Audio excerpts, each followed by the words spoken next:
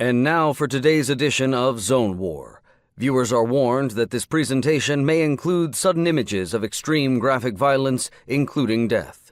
This production is unscripted and carried live in unedited format for an authentic viewing experience. Under no circumstances should any viewer attempt to enter the Manhattan Drone Zone without explicit authorization by the Department of Zone Defense Exclusion Authority. All of the salvage and bounty personnel depicted are duly licensed and trained professionals.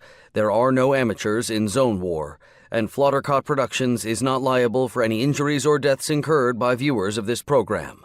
In other words, do not try this yourself. Of course, I had to cross the living room at that exact moment, my bowl of ice cream balanced on my work tablet. I had timed my foray into the kitchen with exacting precision, determined to be in and out in under 2 minutes, which was the amount of time till that blasted show started. The rest of my family was huddled around the viewing wall in anticipation of the daily showing of what was currently the most popular reality show in the world. Not being able to find the ice cream scoop had foiled my plan.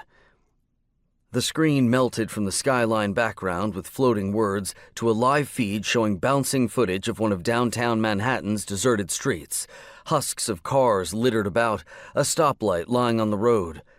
The sun was out, and the camera mounted on the outside of the light-armored vehicle was broadcasting a clear, high-def picture, even if it was shaky from the vehicle's ride.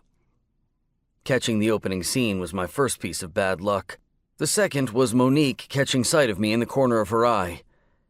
"Hey, AJ's here. You gonna watch it with us this time, or hide in your room?" "I'm going to work in my room, little sister, so that we can get paid for what I brought out yesterday," I said. The little sister part was ill-advised on my part, as it was guaranteed to trigger her twin's temper. Gabby whipped around on the couch and glared at me. "Oh, is Big Brother busy saving the day?" 14-year-old girls should come with the same kind of hazardous warning labels used for explosives and poisons. I'd rather face the zone any day than get drawn into a verbal war with my lethal little sisters, who fire off words faster than a Russian wolf anti-personnel drone fires fletchets.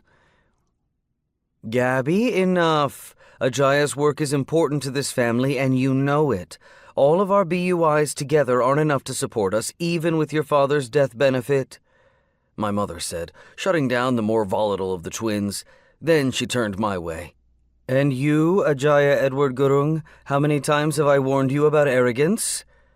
"I wasn't being arrogant, Mom. I was making the point that I have other things to do besides watch that crap, especially when I can see it in person any day I want.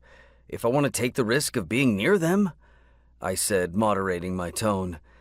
Behind my mother, the terrible twins both raised their hands and enacted individual ceremonial displays of the middle finger. Monique chose to pull off the imaginary top of her middle finger lipstick and apply a liberal dose to her lips, while Gabrielle blew into her thumb to inflate her own middle digit. My eyes flicked their way and then back to my mother, whose face had taken on her stoic look. The one where she tries not to crumble for fear of my weekly forays into what was regularly described by the Zone War narrator as the most dangerous place on Earth.